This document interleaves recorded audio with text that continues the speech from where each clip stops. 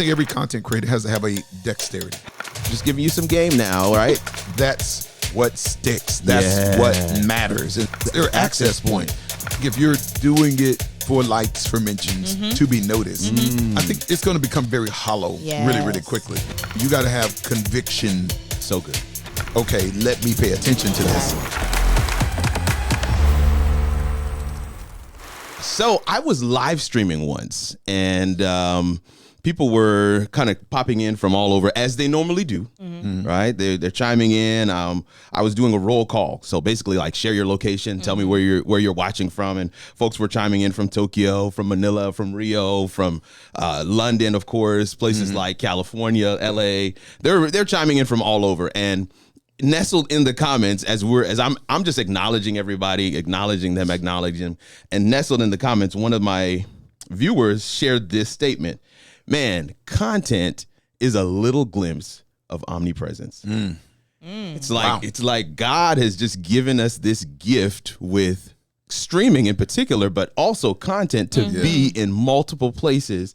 Because imagine we're sitting there and a person in Rio is watching me the same time as somebody in Tokyo. In real time. Yeah. Like, That's true. That's mind-boggling. That is. Yeah. Wow. And it's just like such a crazy opportunity that is presented by content. And we're excited today. That was the quote if you didn't catch it, but we're excited today to talk about this topic of from sermon to strategy, the content model of a modern pastor. Okay. I feel like we've passed the point where we're asking ourselves, can content be used for ministry? I feel like that's no longer the conversation. It was at a point. People thought Facebook was the devil and YouTube, there's nothing holy there. Right. But we've kind of recognized like, no, these platforms are just bits and bytes, ones and zeros, and they can be leveraged for the gospel if we take it seriously. However, Pastor Nugent, I just think that first wave or second wave of resistance has been overcome. Because I think actually if you look at it numerically, right, in terms of the number of pastors or churches that have really, prioritized this from a human resource standpoint, exactly, or prioritize it financially, I still think the majority of the body of Christ, has not really leaned into it as of yet.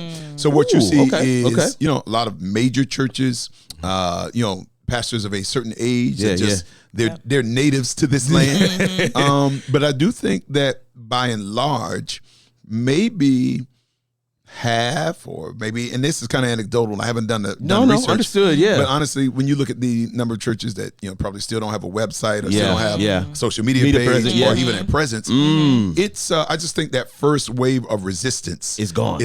Whereas we don't demonize it in quite the same way. Right. But I think that there's some that kind of they're still coming along. Yeah. And maybe they'll get there. Yeah. But I think the pandemic kind of shoved people there involuntarily. That's it. But now that the pandemic is kind of, well, I won't say it's over, but we're not moving in quite the same way. Right. But I think people have kind of defaulted back to their original position. So if anything, it feels like the church is tolerating social media, tolerating the presence online, but not necessarily embracing it all the time. Yeah, and embracing it is where you begin to leverage it and really start to see some of its results. And I do think that today we're going to be able to dive into some ways that we're going to take a look at an example with Pastor Snell in terms of how we have been able to do that. Now, I want to say this about our guest, that voice that you hear, the other guests that you see on screen, of course. This is the How It All Works podcast, and I get to serve as your host here, and here's my lovely co-host, Taina Nixon. And we have today with us Pastor Debleaire Snell. How you doing, Doc? Hey, I'm good, man.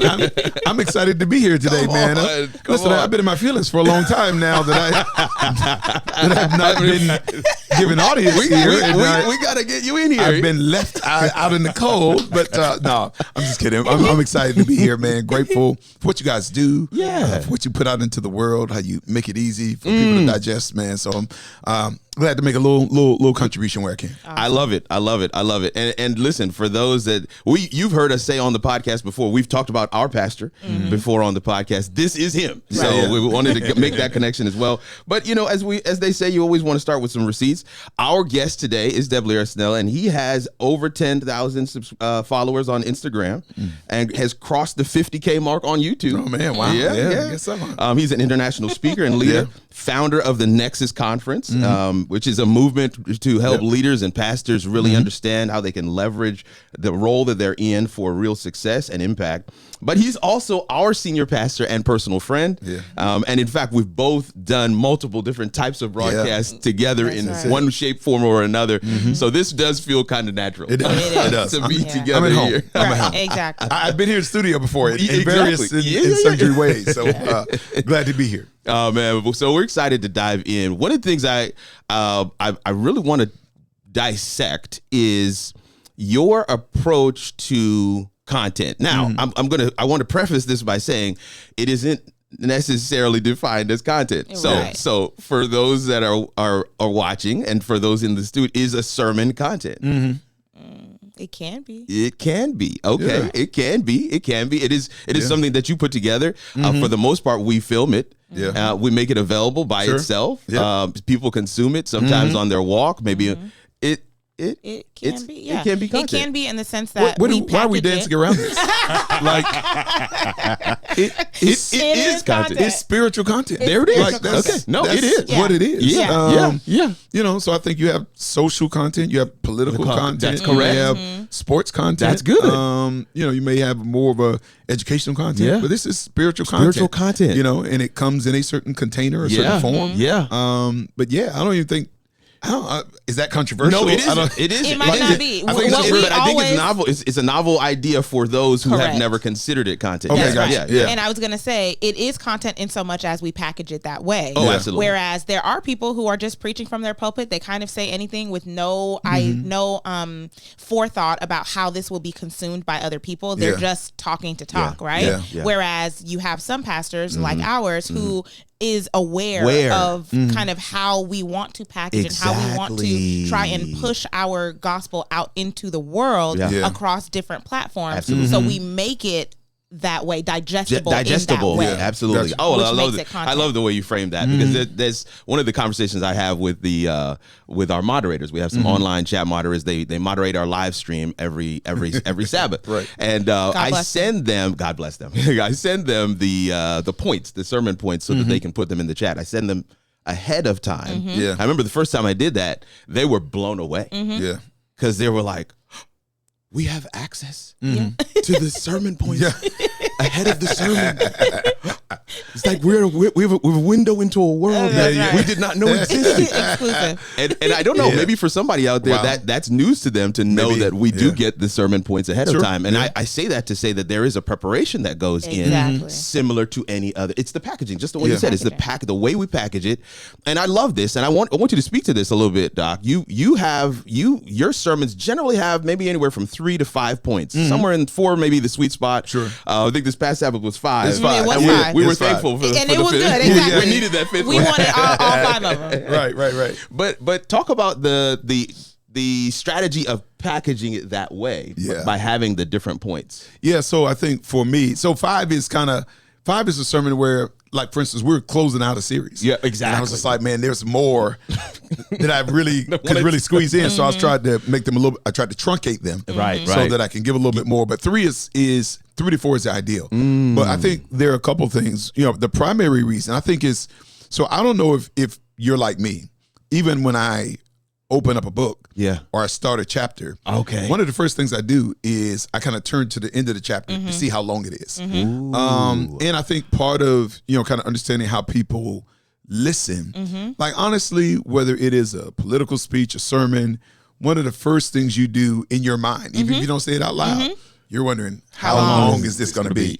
And I think one of the things that happens is when you communicate point 1, point 2, or if I say, hey, I got 3 major points I want to espouse, I think it communicates that this is not going to be eternal. Exactly. So if you're able to, kind of communicate point 1 within a decent time frame and go to point 2, they're kind of saying, okay, we're moving. All right, we're moving. And hopefully what I've received already is meaningful and relevant. Right. So I think it's really one of the ways that you kind of create buy-in with your audience. I think it communicates that this is not going to be an eternal monologue or conversation or dialogue. I love that. And then I think what it does is it creates a kind of a break in space. Yeah. So the same way in your house, even if you have one large room, like even downstairs, there's kind of a living room area, and you designate a space for that. Then there's a dining room area and a kitchen. So like what you also are doing is you're kind of helping people compartmentalize. That's right. Even though there isn't like a wall. With the whole wall, you can see, you can kind of walk through and say, okay, I'm in a defined space. I'm in a defined space. Right. And so I just think it's a part of the auditory journey to be able to, separate the spaces. I think it gives people a basis. There's some who are heavy into note taking. Yes, it's true. So I think it kind of allows them to not get lost. Right. Where was this? Where was this? Right. Yeah. And honestly, I just think it helps make things a little bit more simple. Yes. So I think it really, for spiritual content, you don't want it to just be powerful. Right. You want it to be portable. Portable. You need it to travel. And I think that when you kind of communicate points, whether it's 2 or 4 or 5 or whatever your rhythm is, I think it kind of allows people to kind of take notes in a way that allows them to take it home, digest it, review it, and then figure out how do I implement what I'm receiving. And the way you do those points is they are usually one-liners, right? And we talked about our hooks, the hook, and making sure that you are packaging it in a way that the person who is walking away has something tangible. Yeah. They can hold say, on to. I got this. I can walk away with that. Yeah. And so growing up, I know now that I come off as very cool, very chic. Growing up though, I was a nerd. Come on. Big time nerd. Yeah. Okay. So, come on, shout out to the nerds. I like yeah. And I'm probably a nerd. Always have been.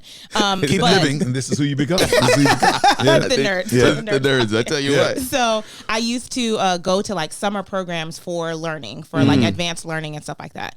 And so one of our programs we went to over the summer in my junior year of high school was to essentially prep us for going into science fields. Like if you are a student who anticipates going into the sciences, this is something that can give you some insight on how best to like navigate that journey. Nice. And so one of the things they wanted us to learn was how to speed read, because they were like, you guys are going to go into like graduate programs to medical school or whatever, and you're going to have a lot of information that you have to take in all the time, and you cannot sit there and just like read it page by page all the time. You have to learn how to take it in, digest it, hold on to the most important pieces of it, and move on. And so that's what made me think about. I remember our teacher, Dr. Sharani, she told us that, okay, when you are going to study, go to the end of the chapter and look at the questions that they're going to ask you. They usually have some of those like study guide type of questions or whatever. Good. They're like, she said, read those first, actually.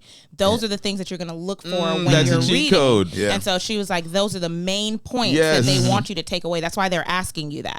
Is those are the main points that you're meant to take away from whatever you're reading. Right. So I think in the sense that if we package it in 3 points, 4 points, 5 points, then people know these are the 5 main things. He's going to say a lot of other things. There might be a little filler in there. There might be points where people are shouting where some stories, some narrative. That's really good. We need all that glue to keep it together. But those 3 to 5 points is like the main thing we want you to take away from this. Then if we go to package it on social media or something like that, then I can say, let me pull out his 3 points, because I don't have 50 minutes.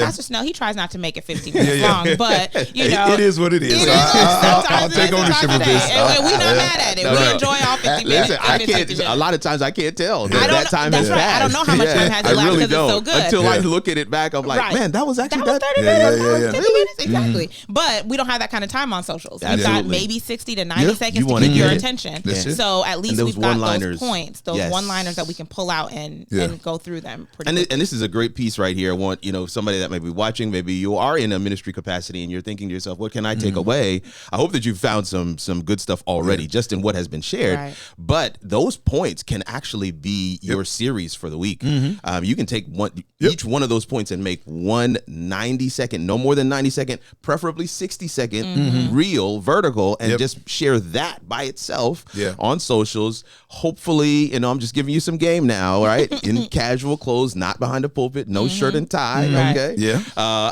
But in very lifestyle type scenarios, in the car, going for a walk, dropping the kids at school, very much lifestyle related scenarios. Share those individual points one by one as a series for the week. And I'm telling you that can move the needle as well. So there's some things there that we can absolutely go ahead. And I think you'd be amazed just in the sermon development process, how much time is spent wording, rewording, and crafting those primary statements are those things. Because you talked about it. At the end of the day, in the course of a 30 to 50 minute dialogue, what people are going to retain, it's going to be minimal. I mean, honestly, the truth is I could probably in some ways preach the same sermon a year from now. And people won't really know that just because it's like nobody retains that much of it. So what people are going to kind of really remember are those primary ideas. And so that's why the crafting of primary ideas, you got to kind of, so like even just, the points that I shared, I probably went over them and revised them and adjusted them several times to just make sure that it's practical. And see, one of the things about strong points, or if it's crafted well, it's actually what awakens attention to what you're about to say. Absolutely. So there are times where, man, when I lay out the point, I can hear people say, I can see people sit up or kind of shift their attentiveness because even the point itself, the way it's communicated kind of says, okay, let me pay attention to this. Good. And so I just think that, we tend to, and I wasn't always like that. My thought was just the macro, the meat of it, all this phrasing that's for, people diluted,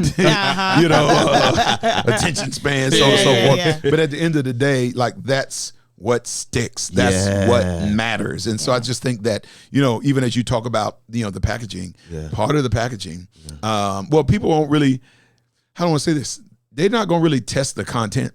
If they are not interested in the container. Correct. So I just think you have to kind of lay it out there. We've talked about this. If you guys have watched our episodes, we've talked about this. The container matters almost as much as what you're going to put in because that's what's going to get their attention initially. And we've also talked about, we had a whole episode where we talked about what comes first, the content or the title. And I'm saying, we said those titles, putting the work into, just like you said, the time that you put into crafting those.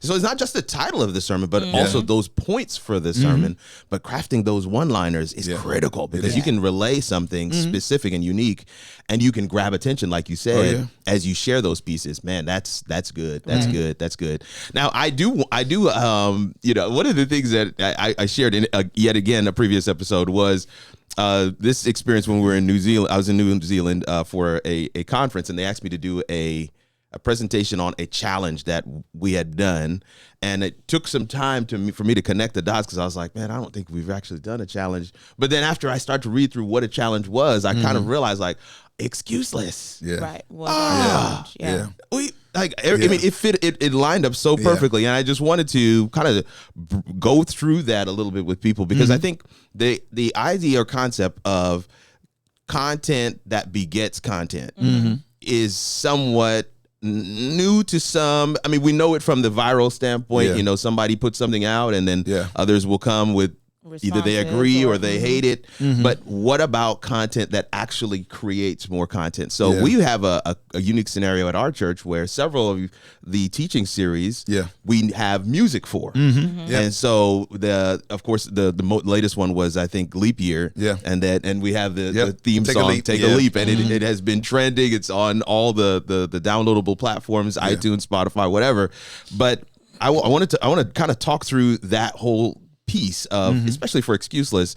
You came up with the idea for the book, and then wrote the book, but then kind of walk us through that vision of we wanted to see some of these other things, and we'll kind of piecemeal what those things were. But we'll start with the book and then the teaching series. So I just think it's kind of based upon. But there's a principle that a strong idea is pregnant.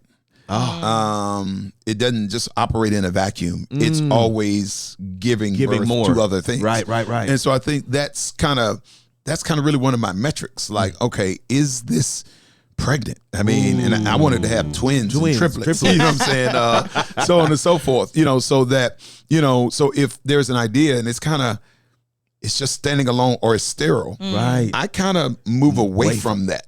And so I just think one of the things that says, okay, this is God. Because you know what God does, man? His word, he creates man, and then man just creates other men, and it just repopulates, so on and so forth. So I just think that's kind of really the nature of something that is God-breathed in nature, is that it's not stagnant, it's not sterile, it doesn't operate in a silo. It continues to give, and it feeds, and to a certain extent, it does not have an expiration date. That's good. As well. So I think that, as we kind of, that idea of being excuseless, like one of the things that became clear is that the thrust of the book is kind of dealing with kind of people embracing their call, and not allowing fear or anxiety to become an excuse for why you don't move into it. And so our chief character for that was like Moses. It was also Nehemiah. And we also in the book looked at the care of Gideon. And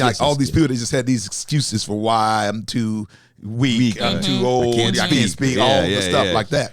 But with that, as we're kind of working through the idea, we realized that okay, there's this idea of calling, but then there is just the general spirituality. I mean, let's just be honest.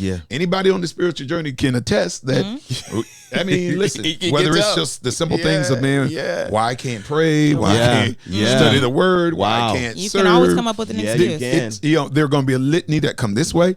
And then, of course, I mean, anybody that's, well, let me speak for myself. When it comes down to health and things of that nature, and eating well and exercising and being active, man, just a series of excuses emerge, each and every day. Naturally. It just flows right out of you. And so I just think so one of the primary ideas is like, I think man's innate nature is not just to sin. It is to make excuses. So that when you go back to Adam and Eve's original thing, the problem was not that they ate the fruit. Like the real issue was just that, man, they ran and they hid, and then you know what they did? Man, they were like, well, God, this woman you put here, God. And then she says, well, it was the serpent that you created. You know what I'm saying? So, and then they basically cover themselves with an artificial covering, which is fig leaves. So like, I just think that's man innate nature. It's not just to be flawed, but it's to justify, it's to make excuses for. It is to rationalize it, and in church world, to sanctify it. Mercy. You know what I'm saying? In some way, form, or fashion. And so that's where that idea really emerged from. But it shows up in every area of life. It really does. So like, we wrote the book, and it's kind of really targeting like this person that has this gift, this vision, this calling. But man, the issue is not circumstances or lack of opportunity. It's the excuse. But then, so like that's the book. But then we do this online 30-day campaign for the devotionals. And it's just really speaking just like to the spiritual person that's like, man, and the reason I don't really pray, or the reason my study life is not consistent. The reason I really don't go to church is, and And it's just kind of like, okay, I identify with those, but at the end of the day, it's an excuse. You know what I'm saying? It's a reason why. Especially, man, when I do this, it's so funny. I have a friend, we were talking about the other day, man. So maybe about 2 years ago, I'd just be like, yo, bro, I hadn't seen you in church in a minute. He's like, I did this and I have that and that. But I was just like, well, you just had the football game. You know what I'm saying? Like, in a pandemic world, they're shouting and spittle going everywhere. But like church, it's so funny because we laugh about it. I mean, we had just the biggest laugh about it. But at the end of the day, it's an excuse. It's an excuse. And then with the health component, and what we did was we partnered with some great health coaches who do cooking and do personal training. Well, let me jump in here because I want to give a little bit of framing for the content aspect of this. So the book was the launch pad, and of course, with the book was everybody had to get the book.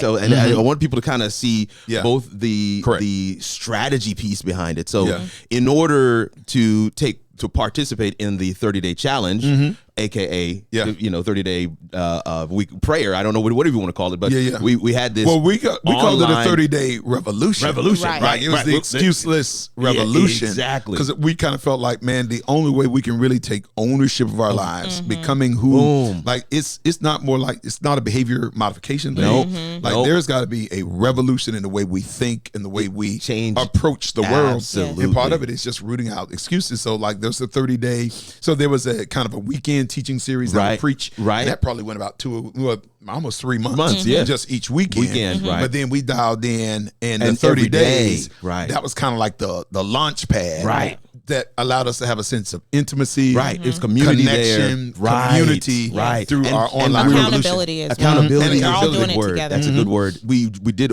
create a Facebook group as well. People could post, some of the things that they're doing, and again, there's that two-way conversation. Yeah. But then in addition, so I want to make this point here. The book, we did a 30-day challenge because the book was 30 chapters. Yeah, right. And we went chapter by chapter each day. Yeah. And so people were going along with us, hundreds, thousands going along with us each day of the challenge, but they had to read the chapter of the book. Right. And so you have content, because a book is content. I don't know if I said that before, but I want to make that clear. A book is also content, that is creating this challenge, which is more content, which is also creating this group where people are posting what their experiences have been with the book. So we had this whole thing for 30 days. After the 30 days, we then go into another area. That's what you were getting ready to talk about, which is this segment of both diet and exercise. Yeah. And so we went, I think it was an additional 30. Yeah. I don't remember. I think it's 21. 21. Yeah. Okay. Yeah. Where 21. Where we had a program that had both a healthy recipe, and we had chefs come in and, chefs and come in, do their thing. They would demonstrate it. Yeah. And then we would have it basically like a 25-minute workout. And had some amazing paired with it. What we call fitness Avengers in the area. And like this is what they do. And it was like their joy to to do this as a gift. It was. You know what I'm saying, to the body and to the larger community as well. And they were practical, they were inspirational. There was a beginner component as well as, a component for somebody who has could do a little bit more of an intense right. Oh, kind of a workout. Yeah, that's good. And then somebody would come on at the end, and then they would do just kind of a demonstration of a health smoothie. That's right. Something that was practical, affordable, and that could be done quickly for people whose rhythm kind of has them on the move. And I think that would be like a little spiritual word of encouragement. Yeah, absolutely. That myself or one of our pastoral team would do every day. It was such a great packaging because from that now we had to create the cookbook. Right. From that now people wanted the t-shirt, the apron, right? The cooking apron. People wanted the workout gear. They wanted the water bottle. So you see what I'm saying? It's like one thing is it's creating, and it just keeps on giving, keeps on producing, and it is such a memorable experience for everybody that went through it together. And it's all the base of it was content that you went in the lab essentially and had to cook up and had to kind of create, and then that became the launch pad for everything else. So the piece I wanted to talk through here is because it went on, we had a mental health component of it as well, and that's right. We came back and did something else to kind of close it out. It's crazy. I forgot all about. I'm sitting here with Taina. Right. Because remember we did the Excuseless, the mental health component, and that was about. Was that about 2 weeks of content that we did on that? I think it was 14 days. 14 days. We talked about self-care. We talked about mental health. We talked about all stress. And all under the banner of Excuseless. Not allowing the excuses. Because it's another area where we kind of make excuses and we say, well, I'll pray about it or I'll go one day or this and third. But it was something that generally we kind of put on the back burner to our own demise. Absolutely. And we kind of make excuses why we're not prioritizing our emotional. And I was so glad wellness. that we talked about it because mental health sometimes and spirituality are seen as like opposing ideas. And so I thought it was just so important for us to like bring that together. Like, no, this is a part of your spiritual well-being is to actually take care of yourself, take care of your mental health. That was so good. The impact is exponential. We could go days just kind of sharing some of those stories. But what I want to draw I guess the correlation to is we've talked about picking your topic. We've talked about, finding that why, having that overarching thing. We also talked about making that thing broad enough. Yes. We didn't use the terminology, make sure that it's pregnant. Right. But that's what we were getting at. I mean, it's almost word for word. What we're getting at is trying to find a topic that you can really weave everything into. Like we talked about, we are not monoliths. We have our lives are filled with so much. I mean, there's so much that you do. So if you pick something that's a little too specific, you can't actually bring your whole self to it. Right. With a topic like Excuseless or No More Excuses, you've got such a broad banner. And I just want you to see that as an example of, because literally, we could have, and I think we even talked about this when we went on our the Breath of Life retreat. We talked about making Excuseless into its own vertical, like its own channel, its own everything, because there's just so much that you can put underneath that one brand. Very much. And such a wise way of being able to bring it together. But I also want to catch this other piece as well. People who were involved with this Excuseless experience weren't just those of faith. No, they were not. Right. There were people who wanted to get a little more fit. Wanted to get better diet. Wanted to learn some of the recipes. Mentally, emotionally, it was a priority for them. That's right. You know, so no, it creates content that is shareable. That isn't a sermon. Exactly. And it's so much more portable. Like, I love the term portable, because now you've got people who are able to share in general, just organic conversation. Like, we're talking about such and such. It's like, man, I keep on doing such. It's like, yep, I just went through this program called Excuseless. Let me share a couple of videos with you. It becomes something that is not just a conversation, starter that it fits right into the fabric of life, but it also is an opportunity for people to share organically and have impact. But so there's a kind of an evangelistic principle, and I think it kind of, but there's a marketing component that's embedded in it, where the Apostle Paul talks about how, to the Jews I become like the Jews to win the Jews. To the Greeks, I become like the Greeks in order to win the Greeks. To those with the law, I become like those with the law. And his idea is, I become all things to all people, so that by some means I may win some. And I just think that when you look at the way the revolution came together, is there just certain people, like, they see you open a Bible behind a lectern, like that whole they're done. Optic. They're checking out of that. They're done. But there's some who, man, a fitness something, that creates an access point for them. For some, the conversation about soul and emotional and mental wellness, that's their access point. Some, when we do just kind of the conversational devotionals, that's their access point. For some, reading a book, you know what I'm saying? That's their access point. So I think what I'm saying, whatever the content is, you want to have a number of different access points. And just the same way some people learn through watching, some hearing. Some through you know what I'm saying? Tactile, I just think you want to have a number of different access points for whatever, idea, you're looking to put out into the world. And for me, it's the gospel. It's the good news. But it's the fundamental recognition that a Jew, a Greek, somebody with the law, somebody without the law, like, you got to package it for them. And you've got to draw them in, as opposed to creating a one size fits all. And if you don't respond, then somehow I'm indicting you for not responding. Exactly. Like, it doesn't really work like that. And then sometimes, I think, in the church, sometimes, the church is kind of, we talked about it before, we're kind of the only entity that kind of curses the market. When it doesn't respond. Meaning, like, so if Nike or whatever it is, they're going to change.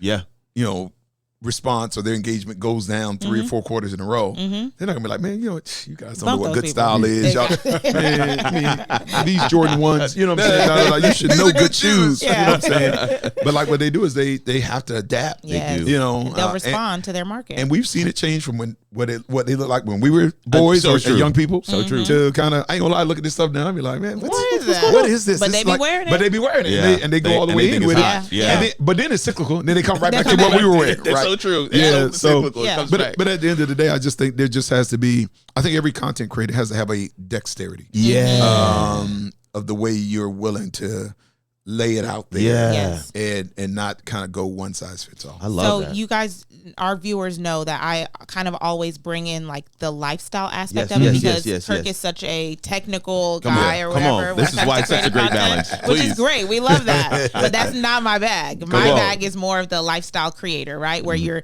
taking aspects of your everyday life and creating content from that, right? And like, and I always say you have to have pillars, which is what I'm hearing you say. I say you should have pillars in your content so that it's not just one niche, one way for people to access you. So I could, I can be an author, but I'm an author who's also a mom. I'm an author who's also interested in making sure that my body is fit. And so then those can be some of my pillars so that people aren't just coming to me to talk about books.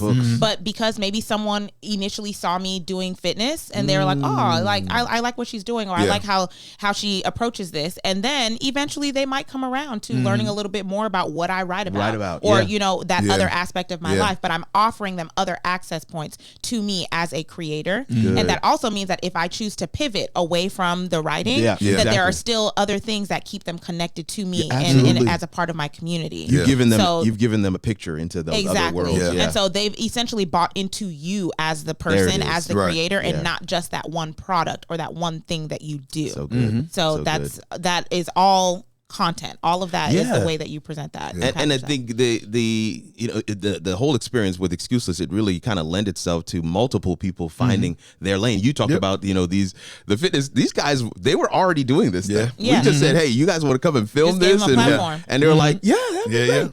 One of the things that we were very intentional about in terms of the structuring of the fitness aspect of it was the Friday was more of a stretch, you know, relaxed. It wasn't a hard workout day. And several of those days, I think Kim Roper was the one that was leading those. She literally just, the end of the workout, she was laying on the ground and she's like, stay there as long as you want. People were writing in, they were like, I have never enjoyed a workout more or my prep for the Sabbath more than that. Like, I didn't even realize that this could be a way to kind of ease into the weekend and into rest. It's just so many different powerful ways that you have an opportunity to share. That isn't necessarily a sermon, but its impact can be just as, for some, even greater, because that's their mode of understanding. So many different. I love the way you frame that as well. I really do believe we do have to have that dexterity to be able to give people several different angles and views of ourselves in terms of content. No, and the thing about it, so when you talk about the omnipresent, you just never know where it's going. So I'm in Atlanta, and so I had a flight that wound up getting delayed. So I have a good friend who lives near the airport. So he came and picked me up, and we went by this restaurant that's close by the airport. And there is this, it's like a little shopping plaza. So we eat, and there's like there's a gym right near Planet Fitness right next to the restaurant. So I see this brother coming in. He's got on the Excuseless t-shirt. Oh, wow. And to the restaurant or to the gym? Into the gym. He's going to the gym. Wow. And so he's just like, yo, what's up, Pastor? Da, da, da. So we're, just kind of talking, just like, hey, man, what's good, man? How you doing? So I'm just assuming he goes to one of our churches in there. I was like, yo, so what church you go to? He's just like, well, I heard about it, through the fitness thing. And I read the book. Wow. But he's not like a church going person. He's not a, I'm not sure what his religious, kind of orientation is. But he got access. His point of access was the fitness thing and the diet component, the recipes. And that's what led him to get the book. And so, man, we talked, for probably about 15 minutes. I'm just, in Atlanta, you don't really stand out. You know what I'm saying? Like Atlanta's just, but it's just like, it's amazing because it goes everywhere. You have no idea. And you never really know. And you never understand the impact. And so I just think that you just have to kind of really, and that's, I guess, one of the faith components of content creation. Because you don't always see a result. Maybe you see a like or a certain amount of views, but that's not a result. You don't always get to see the impact, how it lands, or the DNA that it leaves in the life of people. But that's the faith component, and that's why you have to have conviction about your idea, your messaging, so that even if you don't, and we're fortunate. We have a lot of people that write in and email, and our comment section is full, True. But by and large, there is the unseen, unknown witness impact. That, you just got to have the conviction that because it's something that God has put inside of you, it's going to have an impact, even if, nobody says thank you or they don't write in or so on and so forth. And you got to trust it. I love that, man. Whew, the omnipresence piece of it, man. You just never know. Never know. You never know what's going to happen, who's going to see it, how it might be shared, where it might get, and where they were mentally, emotionally, physically when they received it. It could have been right at the right time. You just never have any clue. And that's why it's difficult when you have a why that is rooted in the vanity metrics. You're almost doomed for failure because you're not going to get that immediate reward. And you will never know the impact, that it has. I mean, this side of heaven, we probably will never know who all has been touched and impacted by some of the things that have been done. That's it. But I do think that there is a framework here. There is a roadmap for somebody who is a modern minister or in modern ministry, and you're wondering, how can we utilize content and build some strategies around some of the things that we're already doing. I think it's absolutely awesome. Yeah. You wanted to say something? I was trying to decide if I was going to say something. I can tell when you were trying to decide. Well, and for me, it's like, go ahead and say it, because we need it. We need it. Well, I was just going to say, I hope that this is inspiring some people to really think about how to be ministers in their own right. Please. It doesn't have to be from behind the pulpit. Sure. It doesn't have to be like a sermon, and it doesn't even have to be specifically Bible that you're putting out there. It's just in the way, if you are living your life a certain way, there are ways that God is showing up in your life. And if you can figure out how to share that, that's good. You don't even have to be overtly spiritual. You don't have to be overtly, preaching a sermon. People are going to see that in you, and you never know who you could be reaching. I think Ellen White talks about how when we get to heaven, there are going to be people coming up to you and saying like, "Oh my God, because of you, I am here," and like that gives me chill bumps, because I'm like, social media has made it so that is like exponentially more possible. So some people will never comment, they'll never like anything, they'll never DM you. I'm kind of one of those people to a certain extent. Yeah, it's you just watch it. I just watch it. Yeah, I mean, no, it's only I mean, I don't have a problem with it. There's times, but I have friends. I don't know if you had friends get mad at you because like, you liked this one thing, but you didn't like the other one. So now, now you don't like anything. Like a birthday thing, just leave it alone. I just don't like anything. You know what I'm saying? I'm one of those folks. One of those folks, man. So you never know. So somebody could be just quietly in the background watching, and I can attest the same thing as you, Pastor Snell. I've gone places and they'd be like,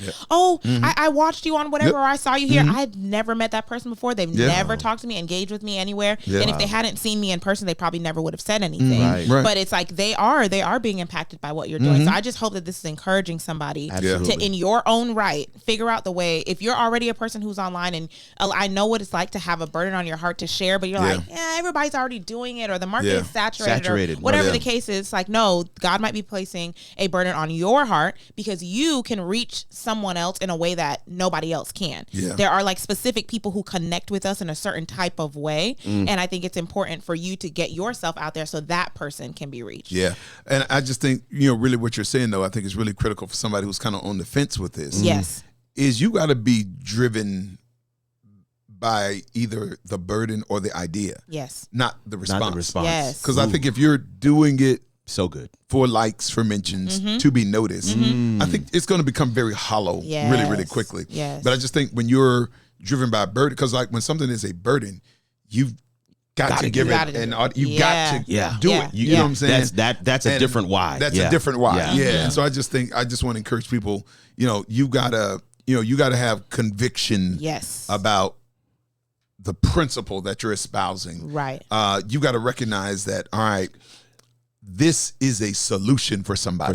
So this is not for my fame, notoriety. I am putting this out there to be a solution, to be a help, to fill a deficit, to fill a void that's going to help somebody else. So I think if you're doing it for your notoriety, what will happen is you'll become a clickbait moron. You know what I'm saying? It just kind of leans into whatever's trending at the time. That's it. But like what happens is it's like a firecracker. It makes a loud noise, but then it's done. But I just think that when you're a solution, when you fill a void, when you are building somebody in the process, I think that's what has legs. It may not grow like this, you know what I'm saying? But it may be more like, it may not be like a helicopter, right. It may be like a plane. It has runway, and it takes a while to get into the air. That's good. But you got to stay with it. That's good. As we land, there's land the plane. As we land, I love how we've shared so many different aspects. I mean, you shared with us a time before where somebody came up to you who saw you on the Girls Night In. You shared this experience in Atlanta. I've shared experiences before where people who saw me or was impacted by something that was done, the tendency or the temptation is to think that the connections that we make in the virtual is not as impactful. I've heard it said even in especially in different spaces. Well, what is a view? Right. Yeah. Well, you know, Sure. is it really having impact? And I just want to posit a different approach, which is the most impactful relationship I have in my life is with someone I have never physically met. Yeah. Like it could be described as virtual. Yeah. Gotcha. Like my relationship with Jesus. I've only ever talked to him through. That's good. Oh, you good? Yo, I See, see and what you're that's doing. why they made you a pastor. I see what you're doing. I see what you're doing. Yeah. But Yo, no, I've shot. Listen, go ahead. I was about to call Kaniki in here for a minute. Y'all like, I don't know what he's about to say, girl. I don't know. but Cut the cameras. that's an epic idea. I love that. Is though. so good. Listen, it is virtual. It is powerful. absolutely. It is not in the. I can't not in touch the taste. flesh. But it is impactful. Yeah. Can't really exactly explain. Yes. But Right. it has deep, lasting change in our lives. Right. And if we look at that as our model, content isn't some fringe thing. I do believe it is a mandate. Yeah. It is a responsibility of leaders, especially Christians, to utilize it. I think about the disciples. If they had content, oh my word, what they would do. What they would do. I mean, what they would do if they had the ability to allow the algorithm to pick up what they're doing and share it with those who are searching for the answers that they know they can provide. It is an exponential opportunity. Yeah. And I believe that But they worked it in their own way. they sure did in their time. So you had specific epistles, Exactly. but then you had what they call general epistles. That's right. And it was just the content. Come on. And they sent And it they to sent it everybody. out. Everybody. Some just went to Rome or to the church at Philippi. Right. Yes. But some went to all of us. Come on. Yeah, Wow. so, Content is all there, man. And They had a definitely. mailing list. yeah. Come on. That's it. Mailing list. Yeah. We were just talking about mailing Just talking list. about a mailing list. Yeah. Listen, it all translates. It all translates. And listen, this is why we put together this space. We believe this is how it all works. How it all works. And I shared with you in the past. I'll share again that the term "how it all works," the title of the podcast, comes out of Romans 8:28. For we know that in all things, it works together. God works it together for the good of those who love Him and are called according to His purpose. Because that is literally how it all works. This has been another episode of the podcast. And I'm your host, Kirk Nugent, my lovely co-host, Taina Nixon. and we had the privilege of having our senior pastor, Pastor Debleaire Snell, with us today. Grateful to be here. And we hope that we will see you in the next one.